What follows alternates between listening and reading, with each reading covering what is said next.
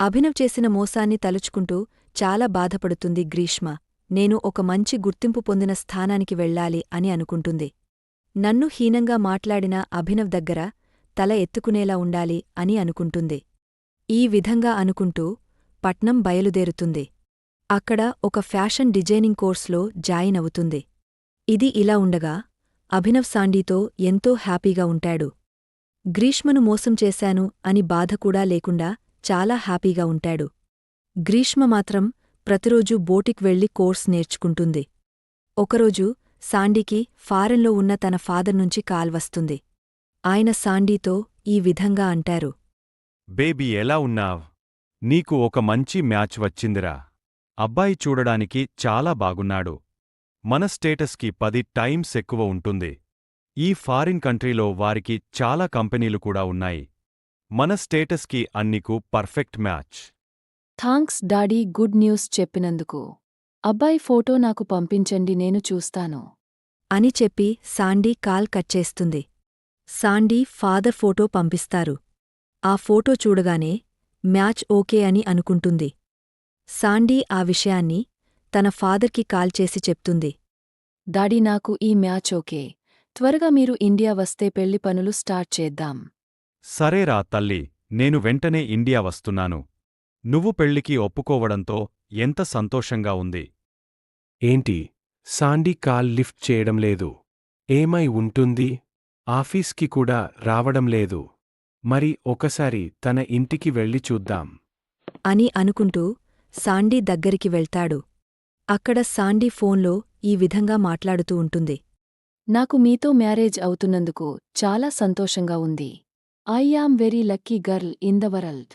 మన మ్యారేజ్ కోసం నేను చాలా ఎదురు చూస్తున్నాను. ఆ మాటలను అభినవ్ వింటాడు. తనకి చాలా బాధనిపిస్తుంది. సాండీతో ఈ విధంగా అంటాడు. సాండీ, నేను నీకు చాలా రోజుల నుంచి కాల్ చేస్తున్నాను. నువ్వు రెస్పాండ్ అవ్వట్లేదు. నీ దగ్గర నుంచి కూడా నాకు ఏ కాల్ రాలేదు. ఇప్పుడు ఎవరితో మ్యారేజ్ అని మాట్లాడుతున్నావ్? అసలు ఏంటి ఇదంతా? ఏమైంది నీకు? కాల్ చేయకపోతే డైరెక్ట్గా ఇంటికి వచ్చేస్తావా? నీకే నేను ఒక విషయం చెప్పాలనుకున్నాను అభినవ్. నాకు మ్యాచ్ ఫిక్స్ అయింది. 1 వీక్లోనే మ్యారేజ్. అదేంటి సాండీ అలా మాట్లాడుతున్నావ్? మన ఇద్దరం పెళ్లి చేసుకుందాం అనుకున్నాం కదా. నువ్వు అందుకు అంగీకరించావు కూడా కదా. ఇప్పుడు ఎందుకు ఇలా మాట్లాడుతున్నావ్? నాకేమీ అర్థం కావడం లేదు. అసలు నీకోసం ఎప్పుడైనా ఆలోచించావా? నీ స్టేటస్ ఏంటి, నా స్టేటస్ ఏంటి? ఏదో ఇక్కడ జాబ్లో చేరాను, కంపెనీలో వర్క్ చేస్తున్నానని చెప్పి మీతో చనువుగా ఉన్నాను. ఇప్పుడు నాకు కాబోయే భర్త ఫారంలో ఉంటాడు. తనకి ఆ కంట్రీలో ఎక్కువ కంపెనీలు కూడా ఉన్నాయి. తను నీకంటే అందంగా కూడా ఉంటాడు. పర్ఫెక్ట్ మ్యాచ్ నాకు. కుదిరితే నా పెళ్లికి వచ్చి 4 అక్షంతలు వేసి వెళ్ళిపో.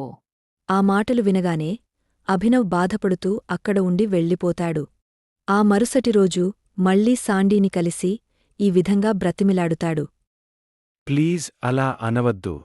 నేను నువ్వు లేకపోతే ఉండలేను. నువ్వు అంటే నాకు చాలా ఇష్టం అని నీకు తెలుసు కదా. నాకు నీ అంత డబ్బు లేకపోవచ్చు కాని నేను బాగా చూసుకుంటాను. నన్ను నమ్ము ప్లీజ్. నన్ను వదిలేయవద్దు. సాండీ అభినవ్ మాటలకు స్పందించదు. దాంతో చేసేది ఏమీ లేక అభినవ్ అక్కడ నుండి వెళ్ళిపోతాడు. అభినవ్ చాలా బాధపడతాడు. నన్ను ప్రాణం కంటే ఎక్కువగా ప్రేమించిన గ్రీష్మను చాలా బాధపెట్టాను.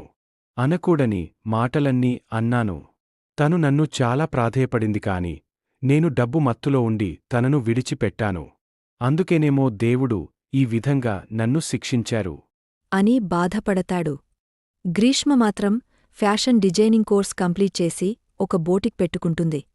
టౌన్లోని ది బెస్ట్ ఫ్యాషన్ డిజైనర్గా పేరు పొందుకుంటుంది. ఆ తర్వాత తన సొంత ఊరికి వస్తుంది. అప్పుడు అభినవ్ గ్రీష్మను కలుస్తాడు. గ్రీష్మ, ఇది నువ్వేనా? ఏంటి ఇలా మారిపోయావు? నేను నమ్మలేకపోతున్నాను నా కళ్ళను. ఇది నిజమేనా? అసలు ఏం చేస్తున్నావ్? ఎక్కడున్నావ్? ఎలా ఉన్నావ్? నేను ఇలా మారడానికి కారణం నువ్వే అభినవ్. ఆ రోజు నేను ఆ బాధను తట్టుకోలేక పట్నం వెళ్ళిపోయాను. అక్కడికి వెళ్లి ఫ్యాషన్ డిజైనింగ్ కోర్స్ నేర్చుకున్నాను. ఇప్పుడు పట్టణంలోనే ది బెస్ట్ ఫ్యాషన్ డిజైనర్గా అవార్డు పొందుకున్నాను. అభినవ్, నువ్వు అన్నావు కదా నేను గుర్తింపు లేని దానిని, స్టేటస్ లేని దాన్ని అని. ఆ మాటలు నన్ను గాయపరిచాయి. నన్ను క్షమించు గ్రీష్మ, నేను నిన్ను చాలా తక్కువ చేసి మాట్లాడాను, ఎంతో బాధపెట్టాను. నువ్వు ప్రాధేయపడుతున్న నిన్ను కాదని వేరొక అమ్మాయి వెనుక తిరిగాను. అందుకే దేవుడు నాకు ఈ విధంగా శిక్ష వేశారు. సాండీ ఇప్పుడు నాతో లేదు. నువ్వు ఎంత బాధ అనుభవించావో అప్పట్లో నాకు ఇప్పుడు అర్థమైంది. నన్ను క్షమించు గ్రీష్మ అని చెప్పి అభినవ్ తన తప్పును తెలుసుకుంటాడు. చూశారు కదా ఫ్రెండ్స్, మనం ఒకరిని మోసం చేసి బాధపెడితే అదే బాధ మనకి ఒక రోజున వస్తుంది. మన జీవితం చాలా చిన్నది. కాబట్టి ఎవరినీ బాధపెట్టొద్దు. ముఖ్యంగా మిమ్మల్ని నమ్ముకున్న వారిని బాధపెట్టొద్దు.